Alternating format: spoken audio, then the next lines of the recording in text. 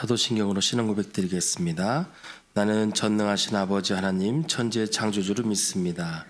나는 그의 유일하신 아들 우리 주 예수 그리스도를 믿습니다.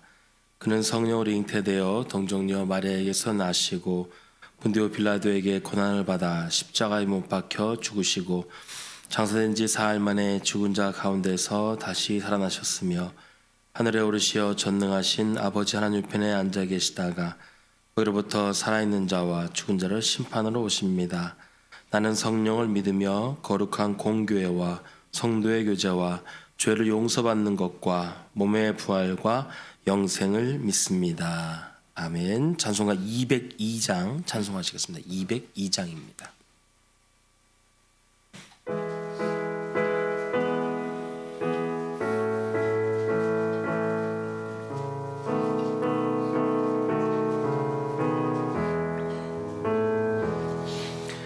하나님 아버지 주신 책은 귀하고 중하신 말씀일세. 기쁘고 반가운 말씀 중에 날 사랑한단 말 참 좋도다. 주께서 나를 사랑하니 즐겁고도 즐겁도다. 주께서 나를 사랑하니 나는 참 기쁘다. 구속의 은혜를 저버리고 어긋난 딴 길로 가다가도 예수의 사랑만 생각하면 곧 다시 예수께 돌아오리. 주께서 나를 사랑하니 즐겁고도 즐겁도다. 주께서 나를 사랑하니 나는 참 기쁘다. 구주의 영광을 바라보며 예수의 이름을 찬양하리. 영원히 찬양할 나의 노래 예수의 이름이 귀하도다. 주께서 나를 사랑하니 즐겁고도 즐겁도다. 주께서 나를 사랑하니 나는 참 기쁘다. 주 예수 날 사랑하시오니 나 또한 예수를 사랑하네. 날 구원하시려 내려오사 십자가 위에서 죽으셨네. 주께서 나를 사랑하니 즐겁고도 즐겁도다. 주께서 나를 사랑하니 나는 참 기쁘다. 주 예수 날 사랑하시오니 마귀가 놀라서 물러가네. 주 나를 이렇게 사랑하니 그 사랑 어떻게 보답할까. 주께서 나를 사랑하니 즐겁고도 즐겁도다. 주께서 나를 사랑하니 나는 참 기쁘다. 하나님의 말씀 잠언 20장입니다. 잠언 20장 15절에서 30절까지의 말씀. 잠언 20장 15절에서 30절까지의 말씀 함께 교독으로 보신 후에 마지막을 합독으로 보겠습니다. 세상에 금도 있고 진주도 많거니와 지혜로운 입술이 더욱 귀한 보배니라. 타인을 위하여 보증선자의 옷을 취하라. 외인들을 위하여 보증선자는 그의 몸을 볼보 잡을지니라. 속이고 취한 음식물은 사람에게 맛이 좋은 듯하나 후에는 그의 입에 모래가 가득하게 되리라. 경영은 의논함으로 성취하나니 지략을 베풀고 전쟁할지니라. 두루 다니며 한담하는 자는 남의 비밀을 누설하나니 입술을 벌린 자를 사귀지 말지니라. 자기의 합이나 어미를 저주하는 자는 그의 등불이 흑암 중에 꺼짐을 당하리라. 처음에 속히 잡은 산업은 마침내 복이 되지 아니하느니라. 너는 악을 갚겠다 말하지 말고 여호와를 기다리라. 그가 너를 구원하시리라. 한결같지 않은 저울추는 여호와께서 미워하시는 것이요 속이는 저울은 좋지 못한 것이니라. 사람의 걸음은 여호와로 말미암나니 사람이 어찌 자기의 길을 알 수 있으랴. 함부로 이 물건을 거룩하다 하여 서원하고 그 후에 살피면 그것이 그 사람에게 덫이 되느니라. 지혜로운 왕은 악인들을 기질하며 다자가는 바퀴를 그들 위에 굴리느니라. 사람의 영혼은 여호와의 등불이라 사람의 깊은 속을 살피느니라. 왕은 인자와 진리로 스스로 보호하고 그의 왕위도 인자함으로 말미암아 견고하리라. 젊은 자의 영화는 그의 힘이요 늙은 자의 아름다움은 백발이니라. 함께 읽겠습니다. 상하게 때리는 것이 악을 없이 하나니 매는 사람 속에 깊이 들어갔느니라.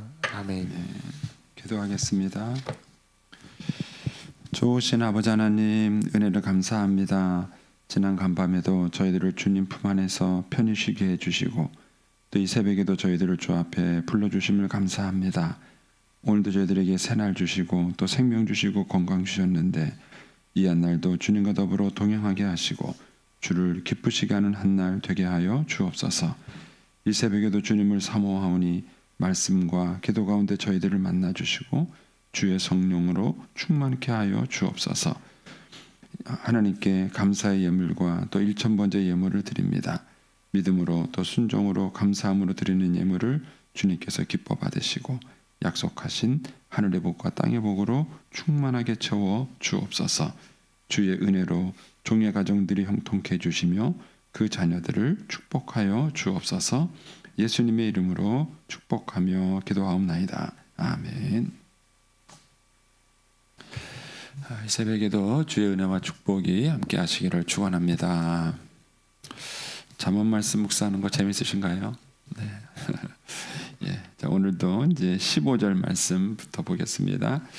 그냥 보는 데까지만 쭉 보고 또 이렇게 마치도록 하겠습니다.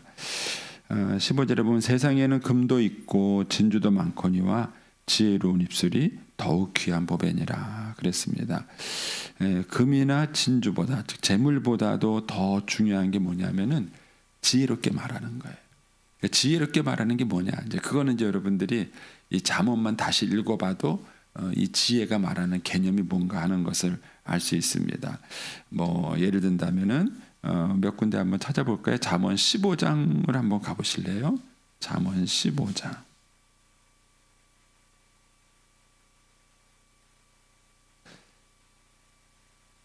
찾았습니까? 거기 보면 이제 15장 1절에 보면은 유순한 대답은 분노를 쉬게 하여도 과격한 말은 노를 격동하느니라. 그러니까 유순하게 말할 줄 아는 사람이 지혜로운 말을 하는 사람이죠. 그러니까 분노를 조절한다는 것이죠. 이 말을 할 때. 그래서 말에는 내용이 있고 곡조가 있다 그래요. 근데 곡조가 감정이에요. 곡조가. 그래서 내용만 전달하면 되는데 거기에다가 감정을 실어서 전달하다 보니까 이제 오해가 생기는 경우가 많죠. 그 다음에 4절, 15장 4절입니다. 온순한 혀는 곧 생명나무이지만 패역한 혀는 마음을 상하게 한다. 어떤 사람의 말은 사람에게 용기를 주고 힘을 주지만 어떤 사람들의 말은 마음에 상처받게 하고 낙심하게 하고 그렇게 하는 것이죠. 그러니까 온순한 혀가 뭐예요? 사람의 마음속에 용기를 주고 힘을 주는 이런 혀가 이제 온순한 혀라고 할 수 있습니다. 7절로 또 한번 가보시겠습니까? 지혜로운 자의 입술은 지식을 전파해도 미련한 자의 마음은 정함이 없느니라. 어떤 사람은 대화를 하고 나면은 배워요. 그 말에 지혜가 있고 지식이 있어서 말을 배우는 사람이 있습니다. 근데 어떤 사람은요 쓸데없는 얘기만 한참 해요. 한 시간 얘기하는데 뭔 얘기했는지 모르겠고요. 왜 이 얘기를 했나 이런 사람이 있어요. 그러니까 저도 이제 목사님들을 여러 분 만나는데 뭐 어떤 목사님 만나면 축구 얘기만 하는 분이 있어요. 근데 어떤 분 만나면요 만나서 헤어질 때까지 성경 얘기만 하는 분이 있어요. 그런 분을 만나고 나면은 뭔가 도전도 받고 깨닫게 되기도 하는 것이 있죠. 어떤 입술이 좋은 입술이에요? 지식을 전파하는 입술이 지혜로운 입술이에요. 이제 몇 가지만 이제 살펴본 건데 이것이 이제 오늘 본문 다시 15절로 와 보세요. 지혜로운 입술이라는 개념이에요. 무슨 말인지 이해되시죠? 성경적 개념에서 여러분들이 이 지혜로운 입술이 뭘 의미하는가를 쭉 보셔야 됩니다. 그럼 여기서 강조하는 것은 뭐냐면요, 금도 있고 진주도 많거니와 지혜로운 입술이 더 귀하보다. 그러니까 돈보다 좋은 게 뭐냐면 지혜로운 입술이에요.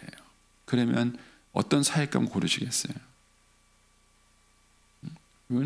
현대인들은요 돈에 미쳤어요. 제가 볼 때는. 그래가지고 어떤 사익감 1등 사익감, 돈 많이 버는 사익감이 1등 사익감이라는 거예요. 근데 입만 열었다 하면은 미련한 입술이에요. 사람 마음을 상하게 하고 분노하고 그런 돈 아무리 많아도 그런 사회는 좋은 게 아니에요. 성경에서 뭐라 그러냐면은 돈보다 더 귀한 보배가 뭐냐? 말을 지혜롭게 할 수 있는 사람이 훨씬 더 귀해요. 요즘은요 너무 외모가 강조돼 몸짱 얼짱 그러면 아주 훌륭한 사람으로 알아요. 그런데 제가 볼 때는 키 작고 못생겨도요 말만 잘하면 돼. 그러니까 여러분들 요즘 우리 시대의 가치관이 너무 많이 왜곡이 됐어요. 뭐가 더 귀한 법이냐? 그러니까 성경에서는 금보다 진주보다 재물보다 더 귀한 게 뭐냐면은 지혜롭게 말할 수 있는 입술을 가진 사람. 이게 지혜. 그래서 이게 굉장히 중요합니다. 그래서 한 집안의 사위든 며느리든 들어왔는데 말을 지혜롭게 하면은 가족 간의 갈등을 줄여요. 그런데 말을 지혜롭게 못하면은요 그냥 가볍게 넘어갈 문제도 자꾸 문제를 키워요. 문제를 자꾸 키워가지고 일을 더 확대하게 만들어요. 말을 어떻게 하느냐 하는 것이 돈이나 진주보다 더 귀하다. 실제 여러분 그러세요? 제가 뭐 예를 들면 말 잘하는 사위가 가난한 말 잘하는 사위, 부자인데 말 못하는 사위 누가 좋을 것 같으세요? 그래도 돈이 좋으세요? 그러니까 우리가 우리 시대에 한번 여러분들이 고민해 이제 보셔야 될 내용입니다. 이제 16절은 이제 보증에 대한 얘기입니다. 성경에서 말하는 보증은 단순한 보증이 아니라 그 사람의 삶과 내 삶이 매이는 거예요. 매이는 겁니다. 그러니까 함부로 삶을 매이게 만드시면 안 돼요. 이분들은 한번 고민해 보시고요. 그 다음에 17절에 가시면 속이고 취한 음식은 사람에게 맛이 좋은 듯하나 후에는 그의 입에 모래가 가득하리라. 성경에서는요 정직한 부를 강조합니다. 그런데 오늘날 우리 사회는요 수단과 방법을 가리지 않는 부를 강조해요. 어떻게 돈 벌었느냐는 묻지 않아요. 근데 돈이 많다는 게 중요해요. 성경은 그렇지 않습니다.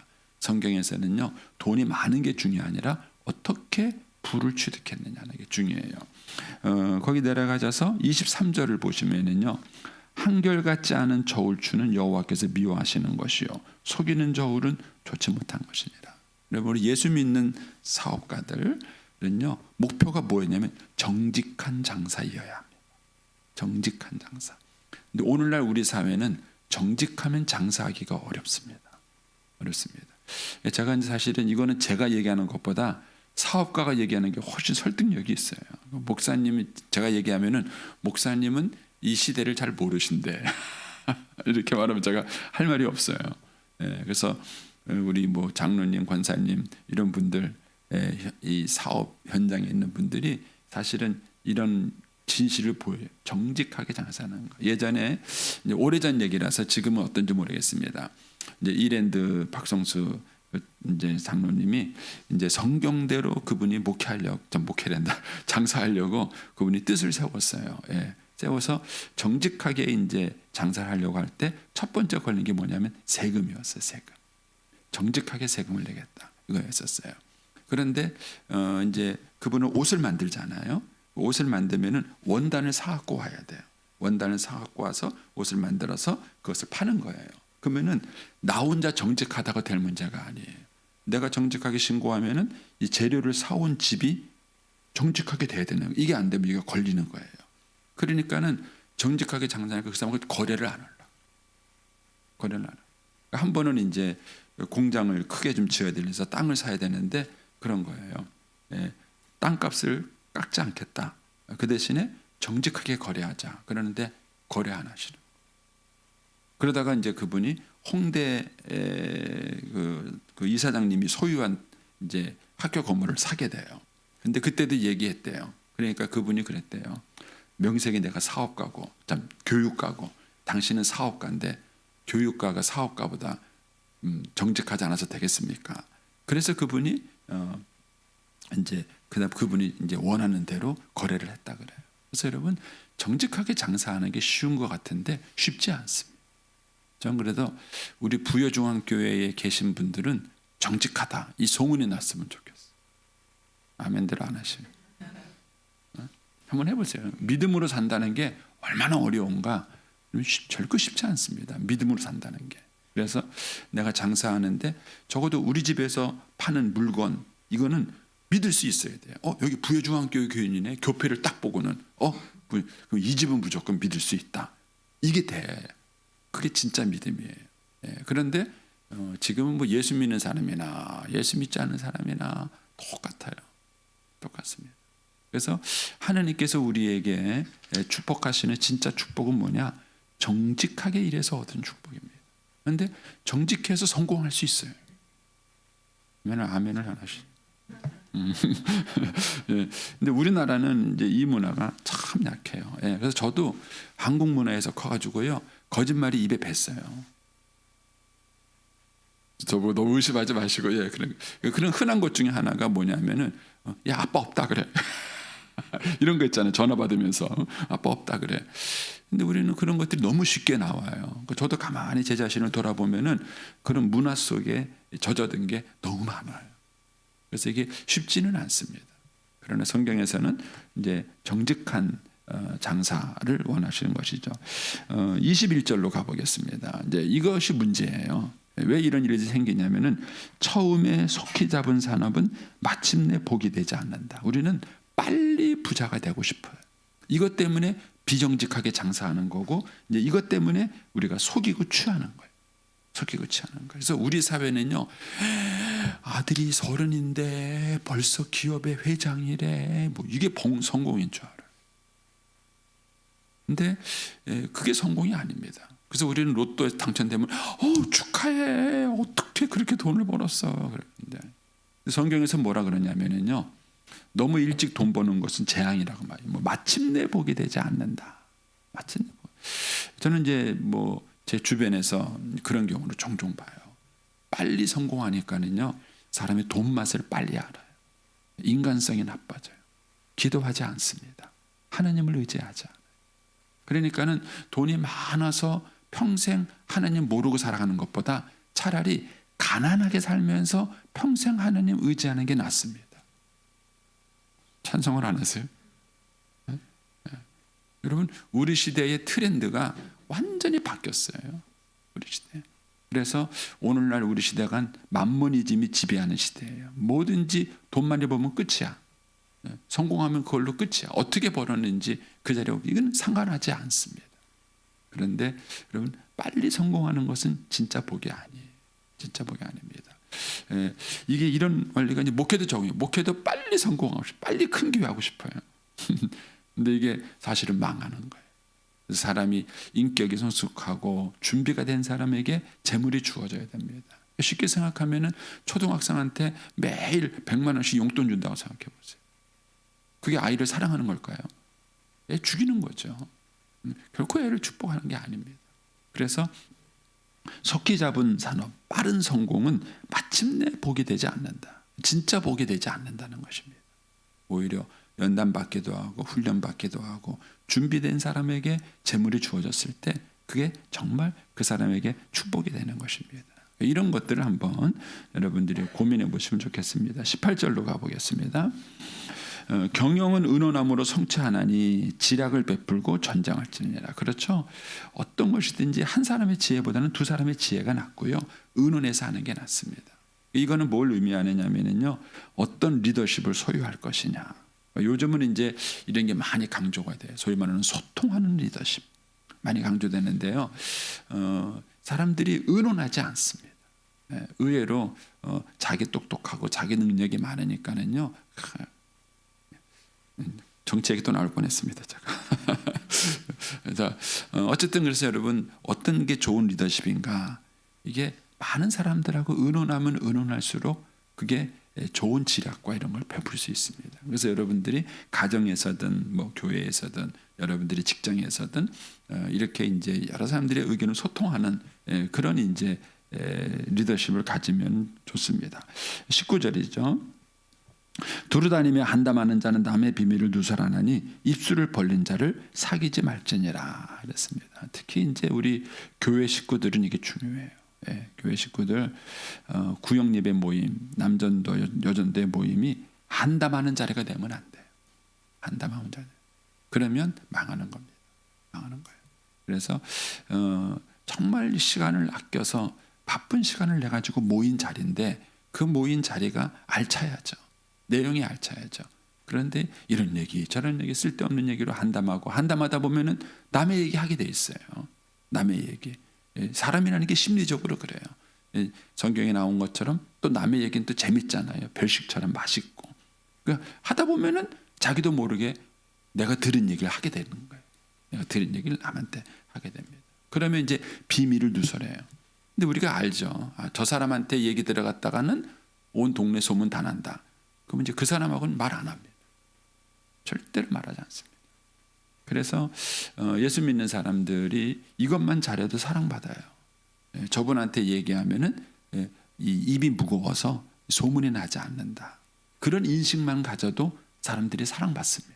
특히 이제 구역장 강사 하시는 분들은요, 정말 입이 무거우셔야 돼요. 어서 들은 얘기 남한테 너무 쉽게 전달하지 마세요. 그러니까 폴 토우르라는 사람이 비밀이라는 자그마한 책을 썼어요. 그러면서 그분이 비밀이 가지고 있는 그 중요성을 얘기하는데 비밀은 보물 같은 거예요. 그러니까 제가 비밀을 어떤 친구한테 털어놨어요. 털었는데 이제 돈으로 계산하겠습니다. 저는 이제 그 친구한테 100만 원짜리 비밀을 털어놨어요. 그런데 이 친구가 내 얘기를 듣고는요, 그 비밀을 10만 원짜리 취급하는 거예요. 그래가지고 어디 가서 쉽게 얘기해요. 그러면요, 저는 상처받습니다. 그러면 그런 친구하고는 얘기하지 않습니다. 근데 내가 100만 원짜리 비밀을 얘기했는데 그 친구가 1000만 원처럼 귀하게 여겨줘요. 그거를. 그러면 그런 친구에게 또 마음을 열어요. 또 마음을 열고 또 얘기합니다. 근데 이게 부부 사이도 마찬가지.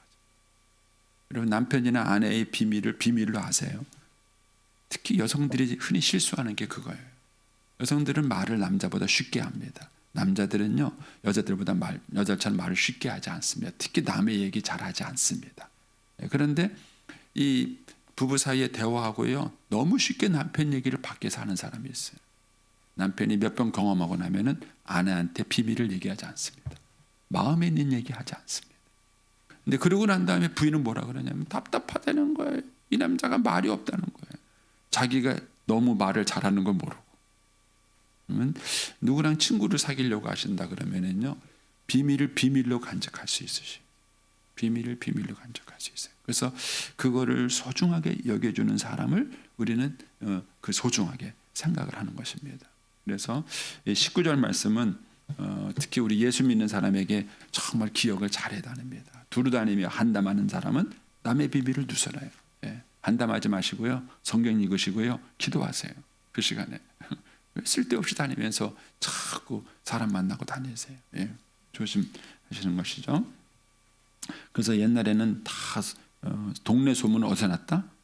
우물가 빨래터에서 났다. 뭐 그런 말 있잖아요. 뭐 한때 그런 게 있어요. 동네 소문 어디서 난다? 교회에서 난다는 말이 있었어요. 이거는 정말 우리가 한번 깊이 생각을 해봐야 될 일입니다. 자, 그 다음에 20절입니다. 자기 아비나 어미를 저주하는 자는 그의 등불이 흑암 중에 꺼짐을 당하리라. 성경에서 여기와 관련된 얘기들이 많아요. 그래서 부모 자녀 관계는 되게 중요합니다. 되게 중요합니다. 그래서 여기 아비나 어미를 오죽하면 저주하겠어요.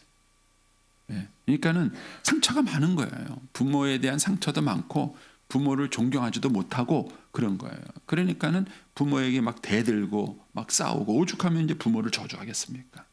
근데 어쨌든 그 잘못이 부모에게 있든 없든 이걸 떠나서 그 원인 제공을 누가 했든지 여기서는 그 얘기를 하지 않아요. 원인 제공이 누가 했느냐, 뭐 부모 잘못이다, 자식 잘못이다, 그 얘기는 하지 않아요.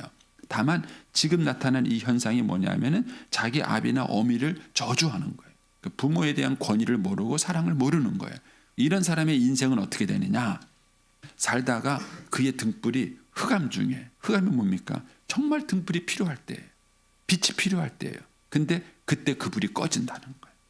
결정적인 순간에 도움을 받지 못합니다. 그래서 부모들이 자녀들을 키울 때 그 자녀들이 부모의 권위 아래 들어가도록 키우는 게 되게 중요해요. 저는 이런 똑같은 원리가 뭐냐면은 요즘 아이들이 선생님의 권위가 없어요. 저는요 똑같은 현상이라 생각합니다.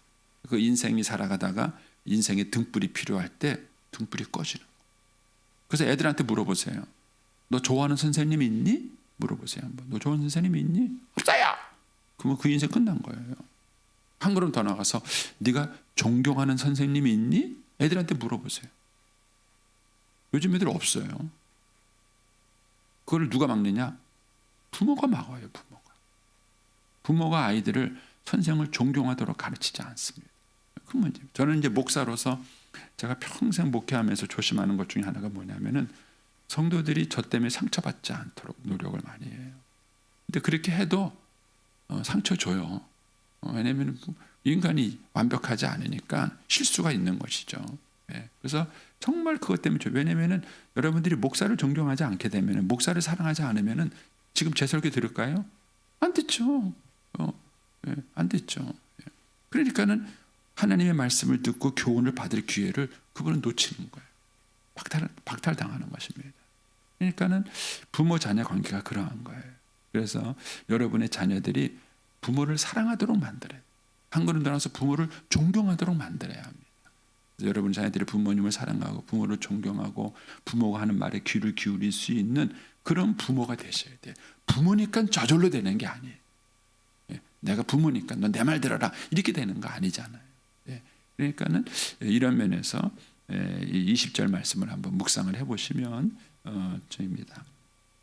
그 다음에 22절로 가셔서요. 너는 악을 갚겠다 말하지 말고 여호와를 기다리라. 그가 너를 구원하시리라. 여러분 인생을 살아가다 보면요. 속상하고 분하고 억울한 일이 참 많으세요. 그런데 그때 하나님을 꼭 믿으세요. 저는요. 너무 목회하다 상처받아가지고요. 하나님께 그렇게 기도해 본 적이 있어요. 하나님 저 인간 좀 데려가세요. 어쨌든 저 인간은 좀 다 해주세요. 뭐. 근데 어느 날 하나님이 저한테 깨닫게 해주시는 게 그거예요. 장래야 성도들에게 저는 이제 지금쯤은 이제 이런 얘기를 제가 이제 편하게 할 수 있는데 가끔 선배 목사님한테 이제 그런 얘기를 들을 때가 있어요. 이제 교인들 중에서 목사한테 대드는 사람이 있대요. 근데 어떤 분이 당신이라고 목사한테 대드는데 손이 딱 굳었대요. 그래서 이 사람이 목사님한테 대들다가 손이 굳었대요. 그래가지고 그랬는데 목사님이 기도해서 손이 풀렸대요. 저는 제 인생에 그런 일이 일어났으면 좋겠어요. 그래가지고 기도 좀 많이 했어요. 하나님 그냥 버릇없이 목사한테 대드는 사람 한번 팔이 탁 굳었다가 제가 기도해 주면 딱 풀어지는 역사가 그러면 이제 목사님 안 대들 거 아니냐는 거예요. 그런 목사님이 막 능력 있는 목사님으로 로망이 되는 근데 이제 어느 날 제가 이제 기도하는 그런 문제 가지고 이제 기도하는데 하나님이 그러시대요. 성도들이 너를 탁 봤을 때 뭐가 떠오르면 좋겠냐. 여러분 그런 일이 제 인생에 자주 일어나면요. 성도들이 저를 무서워합니다. 저 목사님 잘못 건드렸다가는 죽겠다 이런 생각이 들어요. 그러면 저한테 대들지는 않을 거예요. 근데 저를 좋아하지도 않고요. 존경하지도 않고요. 그 목사의 설교를 듣지도 않습니다.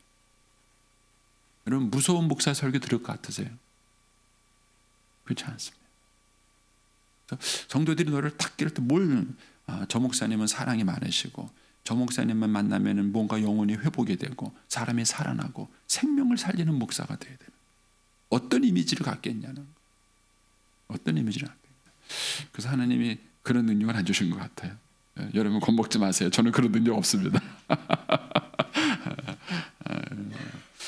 이게 참 중요한 거예요. 그래서 여러분 인생을 살아가면서 우리는 여러 가지 분한 일들을 많이 당해요. 그때 진짜 믿음이 있는 사람은 뭐냐면은 하나님을 믿고 기다리는 거예요. 내가 복수하지 않아도 하나님이 하셔요. 그게 분명히 정말 억울한 일이고 분한 일이라면은 하나님이 하신다는 거예요. 그래서 믿고 기다리는 게 믿음이에요. 근데 그거를 믿지 못하고 내가 나서 가지고 막 하는 거, 그게 불신이에요. 그게 불신입니다. 그래서 이것은 가족 간의 관계든 뭐 교회인과의 관계든 세상 속에서 관계든 마찬가지예요. 그래서 이 말을 잘 한번 해요. 너는 악을 갚겠다 말하지 말고, 이게 히브리어 성경에 보면은요, 내가가 강조된 거예요. 내가. 그래서 영어 성경에서는 I will 이라는 단어를 썼어요. 내가가 강조된 겁니다. 내가 복수하겠다, 내가 하겠다, 내가 하겠다, 이거예요. 근데 그렇게 하지 말라는 거예요. 누가 하신다? 하나님이 하시는. 이게 믿음이에요. 그래서 여호와를 기다리라. 그가 너를 구원하시리라. 근데 제가 지금까지 쭉 신앙생활 해보고 목회를 해보니까는요, 이 말씀이 딱 맞아요. 이 말씀이 딱 맞습니다. 그래서 하나님은 반드시 우리의 억울한 일을 아세요. 그분은 살아계신 분입니다. 공의의 눈을 가지신 분이에요. 세상의 모든 걸 감찰하시는 분이십니다. 그렇기 때문에 우리가 분하고 억울한 일을 당하는 일을 그분은 아세요. 그래서 저와 여러분이 섭섭한 일이 있을 때 하나님께 하소연하세요. 하나님께 하소연하시고 하나님께 맡기세요. 그리고 하나님이 갚아주는 게 제일 확실합니다. 내가 갚으면 어설퍼요. 어설프고 괜히 또 후유증만 남고 그렇습니다. 그래서 여러분들이 어려운 일이 있을 때 하나님을 기다릴 수 있게 되기를 바랍니다. 여기까지만 해야 되겠네요. 시간이 다 돼서 제가 30절 말씀 좀 나누고 싶었는데 29절 30절도 좀 그런데 시간이 없어서 다음 기회에 하도록 하겠습니다. 기도하겠습니다. 21일자입니다.